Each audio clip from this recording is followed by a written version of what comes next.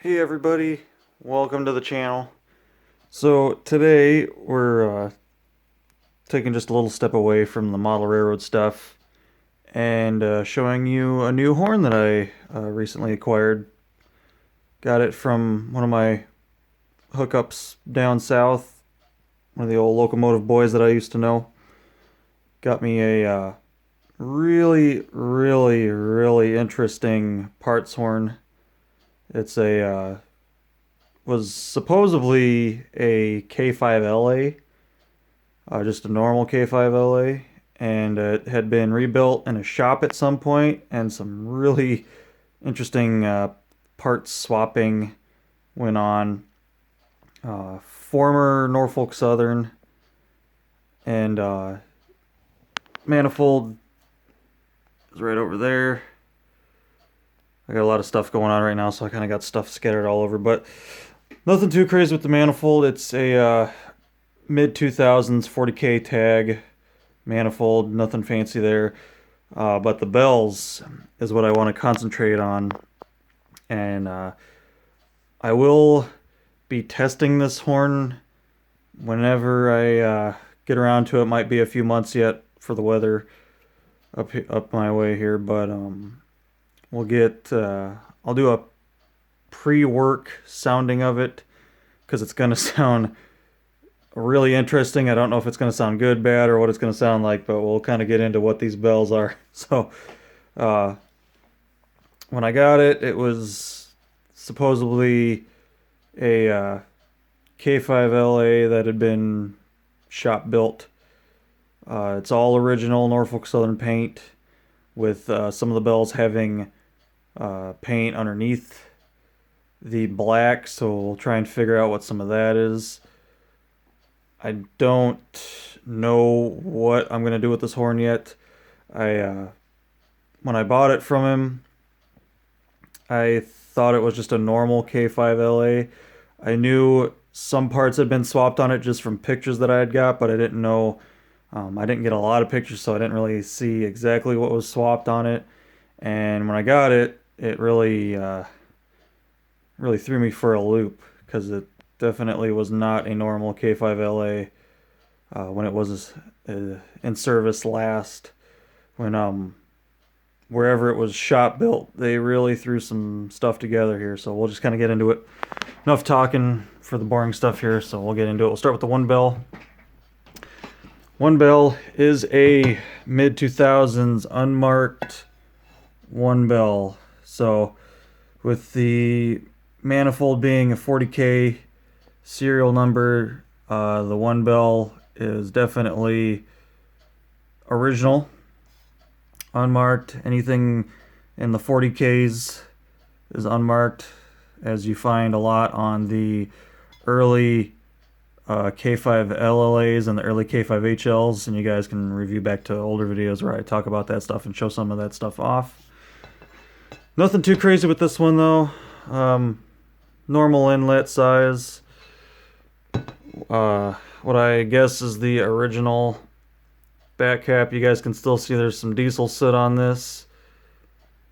The diaphragms have been flipped since it was painted, but everything has its properly, or I should say, I'm going to quote this, original back caps as it was painted on the locomotive. You guys can see like where the paint wear is, where some of the paint didn't get sprayed on too well. All of these back caps match as far as that goes, and you'll see why I'm kind of talking weird like that. So one bell, nothing too crazy, just a mid 2000s unmarked one bell. I will do another video after I get these open because I have not opened any of these up, so that'll be another little update that we'll do. Set that aside. The number 2, I'm guessing, is same era. I'm guessing it's another original, and I will say the only other original bell to this horn. It's got the normal size inlet. You guys can see same paint wear. Narrow font, small bubble. Nothing too crazy. I think that's a small bubble. Might be a big bubble cap. I don't know. Maybe that's not the original cap. I'll have to look at other back caps. I can't always remember. I think it is a small bubble though. So, should be original. So 2 original bills, original back caps. Nothing too fancy there. Mid 2000s, like 2005, 2006 era. 1 and 2 bill. Now this is where we go really off the wall here. So what I have here is what should have been a 3A. This is not a 3A. I'll start off by showing that it is a raised circle bill. You guys can clearly see it's a raised circle. And it is a standard 3. You guys can see as I move it back and forth, there's no signs of an A. Even if the paint was thick, we'd still be able to see the A on there. So it is an 80s standard 3. And we look down in there, you guys can see the diaphragms have been flipped. And you guys can see that there's no real bore depth. The bore looks like it's almost, pretty close to where the diaphragm sits. So it's 100% 80s standard 3 bill. Has its original wide font big bubble cap, which is pretty wild. This does have layers of paint on it. You guys can kind of see where like there's some paint here and then there's other paint underneath it. I'm interested to kind of strip some of this stuff and see just exactly what's going on here. So it's 80s standard 3, or a straight 3 in place of the 3A. And you guys can see it was painted on the locomotive.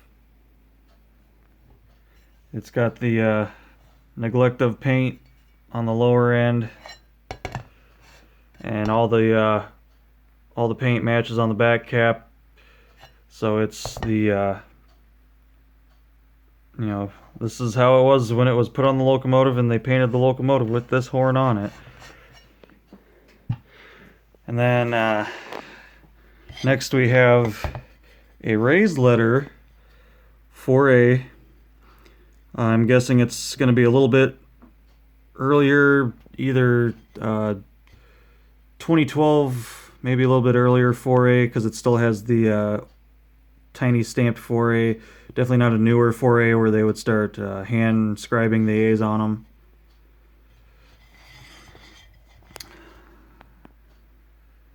And then this is where things get a little wacky again.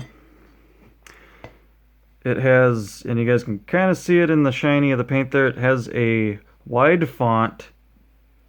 See if I can try to get the right angle here. It's a little hard to see, the paint is a little messy, but it is a wide font, 30109, big bubble cap on a raised letter 4A. A little interesting. You guys can see this is the cap that it had when it was painted on the locomotive. 4A would have been in this position, painted better on the top, not painted so good on the bottom. So when it was painted on the locomotive, it was painted with this cap, and the cap was on straight, not at an angle. So that's a really interesting bell here. You guys can see the diaphragms have been flipped. You guys can see the bore of the 4A. It's normal raised letter 4A. Once I get the back cap off and see some of the machining, I'll be able to narrow the time frame of this bell down even more, but it's definitely around 2012, I'm guessing. Could be a little bit later, maybe I mean, honestly, it could all be all the way up to 2015. I'm guessing it's a little bit older than that, though. But once I get the back cap off, we'll look at the machining, and I'll be able to kind of nail down the time frame of this. You guys can see the paint and the clear coat drip on the side, so it was definitely painted in its normal R24 configuration, only with the wide fought cap actually put on the bell in a straight orientation. And you can see the dripping kind of goes down this side of the back cap, so it was definitely built and painted in that orientation. Really weird. I've seen a lot of parts horns. I can't remember if I've ever seen an 80s back cap on a raised letter bell. I've seen 80s back caps on early 2000s bells, but I don't think I've ever seen one put on by a shop on a raised letter bell, so that's interesting. And then the 5 bell, raised letter 5. Nothing too fancy there, just a normal raised letter 5. I'm guessing the 5 bell is probably going to be same era as the 4 bell. Like I said, I'll know more once I open her up. You can see this cap was painted in its correct orientation, but once again, it's put on straight, not put on it at an angle. So, normally the bell would be sitting like this on the manifold, and the cap would be at an angle. It is not. You guys can see it has been painted. It was painted on the locomotive in that orientation.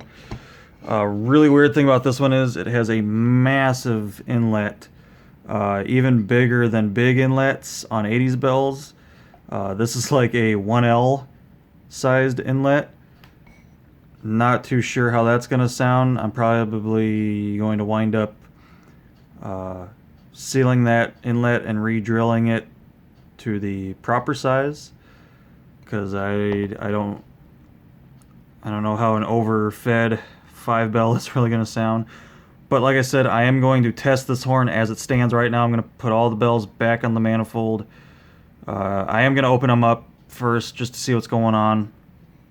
You guys can see we got a longer bolt there. The bolts are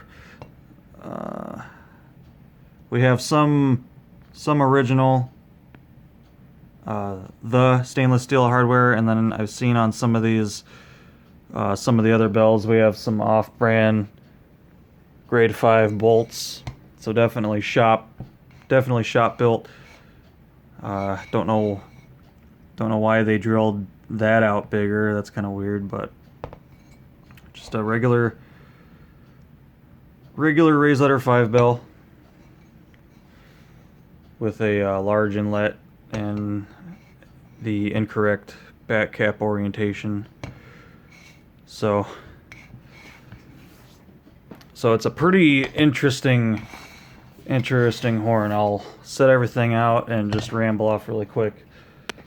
Once again, what we have here for the bell configuration. So 2005-2006 era unmarked 1 bell, 2005-2006 era 2 bell, 80s straight 3 bell with a wide font cap, raised letter 4A with a wide font 80s back cap, and then a raised letter 5 with what I'm guessing might be the original back cap, just not in the original orientation.